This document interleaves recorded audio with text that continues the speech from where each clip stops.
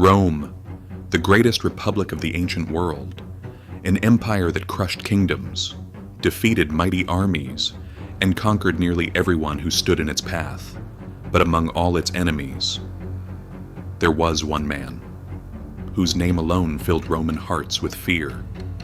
Hannibal Barca, a military genius, a fearless commander, and the only man who brought Rome to the very edge of destruction. He crossed mountains that no army had ever dared to cross, leading tens of thousands of soldiers, thousands of horses, and even gigantic war elephants, straight into the heart of Italy. Again and again, he defeated armies far larger than his own. Each victory shook the Roman Republic to its core.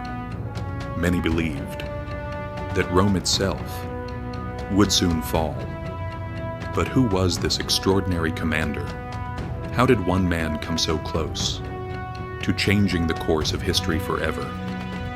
This is the story of Hannibal.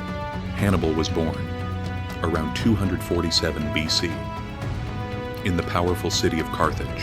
At the time, Carthage ruled the western Mediterranean through its wealth, its navy, and its vast trading empire. But everything changed when Carthage lost the First Punic War to Rome. The defeat was devastating. The island of Sicily was gone. Thousands of lives had been lost, and Rome had become Carthage's greatest enemy. No one felt that humiliation more deeply than Hannibal's father, Hannibal Barca. Before leaving for a military campaign in Spain, he took his young son to a sacred altar. There, according to ancient historians, Hannibal placed his hand upon the sacrifice and made a vow that would shape the rest of his life. He swore that he would never be a friend of Rome. From that very moment, history itself began to change. Years passed, and the young boy who had sworn eternal hatred toward Rome became one of Carthage's finest commanders, following the death of his father and later his brother-in-law. Hannibal took command of the Carthaginian army in Iberia. He was only 26 years old, but his soldiers saw something extraordinary. He marched beside them, shared their hardships, and fought in the front lines. Their loyalty was absolute. Within a few years, Hannibal had forged one of the most disciplined armies in the ancient world. Then, he made a decision that shocked everyone. He would not wait for Rome to attack. He would take the war directly to Italy. Most generals would have sailed across the Mediterranean. It was faster and far less dangerous. But Hannibal had something far bolder in mind. He chose a route that no army had ever dared to attempt, a journey across the towering Alps, a march so impossible that even the Romans believed it could never happen. The journey began with nearly 50,000 soldiers, thousands of horses, and 37 massive war elephants. Their destination, Italy. But first, they had to conquer an enemy far more dangerous than Rome itself. The Alps, towering peaks, frozen cliffs, endless snow, and narrow mountain paths, where a single mistake meant certain death. As Hannibal's army climbed higher, the air grew thinner. Blizzards swallowed entire columns. Ice covered every step. Men slipped into deep ravines, never to be seen again. Mountain tribes attacked without warning, rolling boulders down the slopes, striking from the cliffs, then disappearing into the mist. Many believed the expedition was finished, but Hannibal refused to turn back. Day after day, he pushed his exhausted army forward, against every expectation. The survivors finally emerged from the mountains, cold, starving, outnumbered, but standing on Italian soil. Rome had prepared for an invasion by sea. Instead, its greatest enemy had appeared from the mountains. The impossible had become reality. Rome responded with everything it had. Legion after legion was sent to destroy Hannibal. at the Battle of the Trebia. The Romans marched into a carefully prepared trap, cold, exhausted, and overconfident. They were crushed. Then came Lake Trasimene, hidden beneath the morning fog. Hannibal's army waited in silence when the Romans entered the narrow valley. The signal was given. War cries echoed through the hills. Thousands of Carthaginian warriors charged from every direction. The Roman army had nowhere to escape.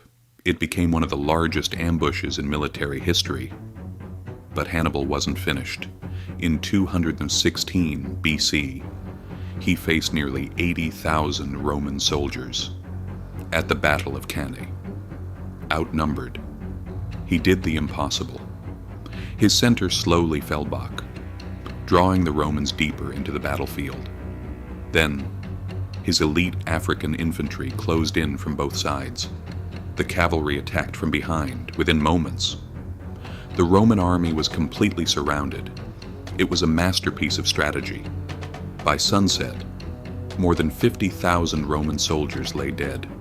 Never before had Rome suffered such a catastrophic defeat, the Republic who stood on the edge of collapse.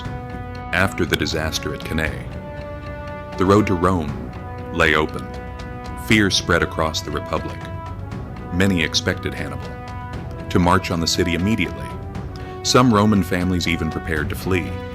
For a moment, it seemed that centuries of Roman ambition were about to end. But Hannibal never attacked. Why? It remains one of history's greatest mysteries. Some historians believe he lacked the massive siege engines needed to break Rome's mighty walls. Others argue his army was exhausted, his supplies were running low, and he simply couldn't risk a long siege deep inside enemy territory. Instead, Hannibal waited. He hoped Rome's allies would abandon the Republic and join his cause. Some did. Most did not. Rome refused to surrender. Instead, it changed its strategy. The Romans avoided another decisive battle, rebuilt their armies, and slowly turned time itself into a weapon against Hannibal.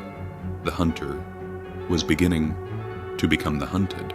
For more than 15 years, Hannibal remained in Italy. He defeated army after army, but Rome refused to surrender. Instead, the Republic found a new leader, a young Roman general named Publius Cornelius Scipio. Rather than chasing Hannibal across Italy, Scipio made a daring decision. He invaded North Africa, threatening Carthage itself. For the first time, Hannibal was forced to leave Italy. The hunter had become the defender. In 202 BC, the two greatest commanders of their age finally met. At the Battle of Zama, Hannibal's legendary war elephants charged first, but the Romans had prepared. The elephants were driven aside, creating chaos within Carthage's own ranks. Then, Scipio launched his counterattack. After years of astonishing victories, Hannibal suffered his first and greatest defeat. The war was over. Carthage would never again challenge Rome for supremacy. But Hannibal's legend was only beginning. Hannibal never conquered Rome, but he changed history forever. For centuries, his name became a symbol of military brilliance. Even Rome, his greatest enemy, could never forget him. Generals studied his campaigns, emperors admired his courage, and more than 2,000 years later, military academies around the world still teach the tactics he used at Cannae. Napoleon Bonaparte called Hannibal one of history's greatest commanders. Many others, including generals from the modern era, reached the same conclusion. His march across the Alps, his impossible victories, and his fearless determination proved that numbers alone do not win wars. Vision, leadership, and courage can change the fate of civilizations. Rome survived. Its empire would rise and shape the future of the Western world. But history never forgot the man who came closer than anyone else to bringing it all to an end. His name was Hannibal Barca.